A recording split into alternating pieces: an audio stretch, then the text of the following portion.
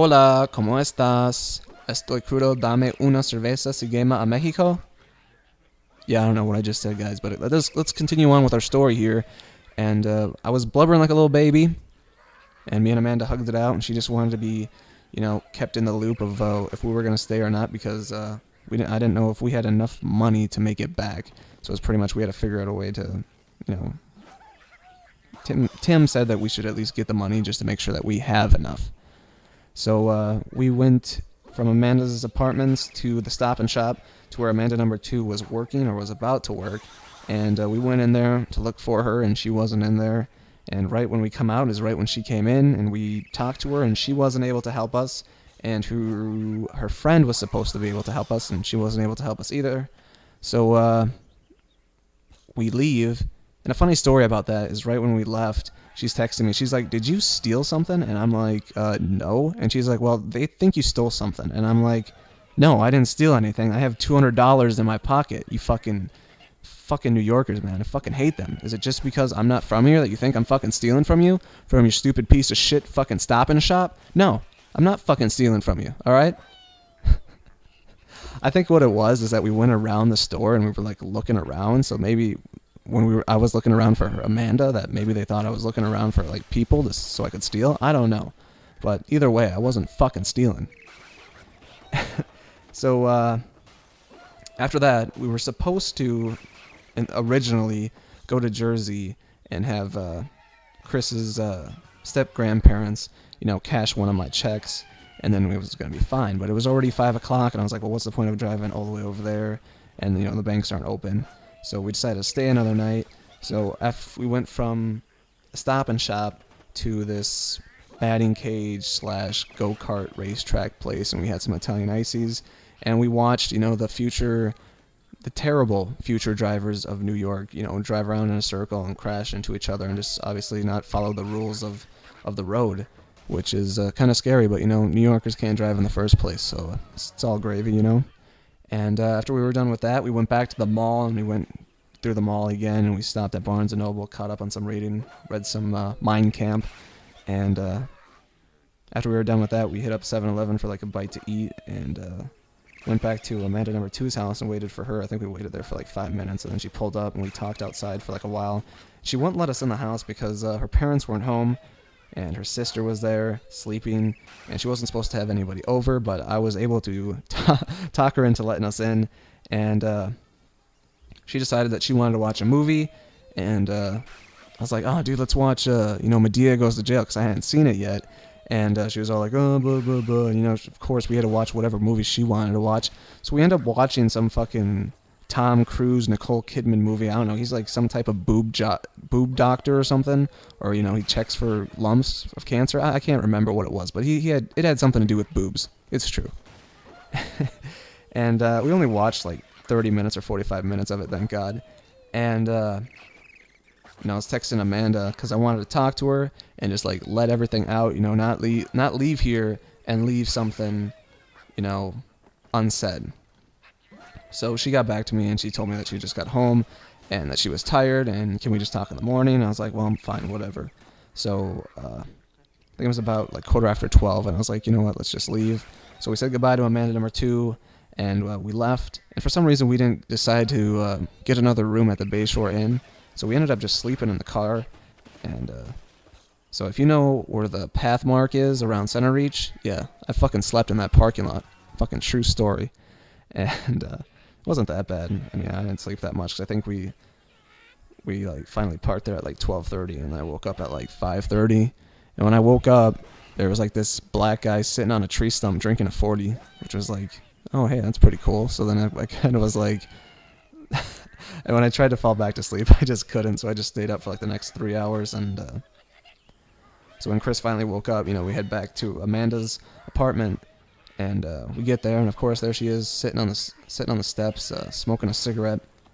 And we go up, and she's not feeling too good. So we go up, and we just watch some TV until she feels a little better. And it's kind of funny, Obviously, if I was a smoker and I wasn't feeling good, obviously I'd still want that cigarette. But obviously, if I was smoking that cigarette and I didn't feel good, I would think that once I was done with the cigarette, I'd feel like throwing up.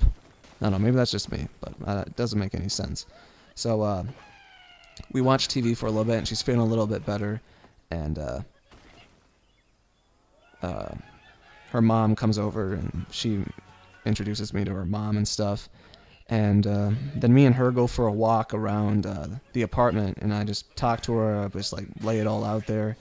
And she pretty much just does what she pretty much always does, and it's pretty much just me doing all the talking and her going, mm-hmm, uh-huh, and oh yeah, and stuff like that. And we sat on a step, and I was like, so is it like the same in person? And then she like gets up and starts walking. She's like, let's go back in. And I'm like, what? She's like, yeah, let's go back in. And I'm just like, what the fuck? And obviously, apparently I left my balls back in Minnesota because I fucking took that shit. So, but she had a boyfriend, so I don't know what I really expected her to say, that she was in love with me and that everything was all good. I really don't know. But when we got back to our apartment, we decided to make plans to go out and see the shore. So we went out to Port Jefferson, and we had gelato and stuff, and it was really cool. And when we were there, I was like, well, what we're going to do here is we're just going to wait it out and, see what unfolds. And we went from Port Jefferson, and we went and had some pizza. And I remember while we were there, I don't know why, but we were just having pizza, and she caught me, like, looking at her, and I just smiled, and she's like, what? And I'm like, nothing. And she's like, are you okay? And I'm like, yeah. And then then out of nowhere, I'm like, Amanda? And she's like, what? I'm like, I want you to bear my children. She starts laughing. She's like, oh, really? And I'm like, yeah. And she's like, well, can I name them? And I'm like, no, you can't. And she just starts laughing. She's like, why not? And I'm like, because you want to name one of your kids Kyle Emery. And no son of mine's going to be called Kyle Emery. That's not a fucking man's name. It's really not. What type of middle name is Emery? Like, seriously, it's not a middle name. It's really not. So, we drive back to our apartments, and I think we went, like, the long way, and she, like, showed us her old house from when her mom and dad were together, and where her Oma lived, and all that stuff. And we got back to our apartment, and her brother was actually able to help us out and cash a check for us. And I remember he went into the bathroom to start getting ready, and he texts Amanda. He's like, can we trust him? And she's like, Christopher, can we trust you? And I'm like, I go on her laptop, and I pull out my bank account, and I'm like, yeah, I have $600 in my bank. You can trust me. So, yeah, and of course, when we said goodbye again, I had to make it more awkward, and we hugged, and I was like, no kiss, and she's like, Christopher, I have a boyfriend. I'm like, well, I won't tell if you won't tell. And she's like, Christopher, I don't think so. So then she was like, I really don't know, but for some reason we were like holding hands or touching hands or something, and then for some reason I kissed her hand, and I was like, goodbye. And I don't know why, every time I think about it, I'm like, it's so fucking weird that I did that. So we, well, actually, before we said goodbye, I was like, dude, you gotta promise not to, just ignore me and not talk to me like that again. And she did. So I was like, okay, cool. So we followed Roland to his bank, and he cashed one of my checks, and I actually wrote out for like $20 more just to give him an extra $20 just for doing this for me, because I thought it was pretty cool. Because, something I didn't know is that when you cash a check from out of state, they hold that against your account until it clears. So for him to do that, I was like, oh, that's cool. So I gave him the extra $20 that I put in the check, and we left. And I remember that night we stopped in Pennsylvania, and we stayed at like a microtel, and I was texting her that night, and I didn't get anything back. And the next morning when we headed out again, I still had nothing back from her. And we drove all the way back to Minnesota, and it actually sucked because when we hit Chicago, we had a flat tire, and somehow Chris locked the trunk, and he didn't have the key for the trunk for some reason. So when we had a flat, we had no way of getting it. Well, up pulls a DOT truck, and he's like, oh, you guys having trouble? You got a flat? And we're like, yeah. And he's like, well, why haven't you fixed it? And we're like, well, our trunk's locked and we don't have the key. He's like, well, you have a choice. you can either bust open that, or I can bring a tow truck out here, which is going to be like, I think it was like $100 just for hookup, and then like $1 every mile. And I was like, dude, yeah, we don't have that type of money, dude, so we're going to have to fucking jack up that fucking trunk. So the DOT guy like brings hammers and all this shit, and we fucking bust open the fucking what the fuck is that? I don't know if you guys can hear that. And we bust open the trunk and we changed the tire, and it's all good. And we actually busted it open and was able to keep it shut, so that was pretty good. And but obviously it was a donut, so obviously we could only go like 50 miles per hour all the way back, so that kind of sucked. I don't think we got home till like 12:30 that night.